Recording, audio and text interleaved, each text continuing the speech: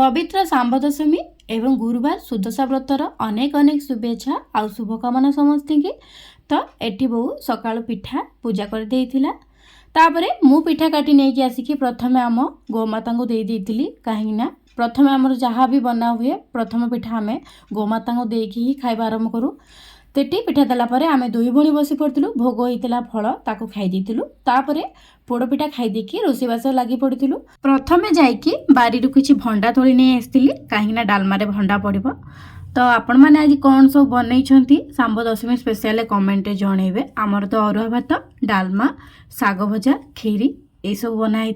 आउ बोऊ आज तार कर्मक्षेत्र व्यस्त बहुल जीवन समय काढ़ी समस्त रोषेबास लगी पड़ा। मु तो मो पुराना वीडियो भी कही सारी मो बो जने टेलर मास्टर भी तो सी काम व्यस्त रुहे। कदली पत्र काटी नहीं आसती रोषे सारापर नागी दिया समस्ते मिसी खाई।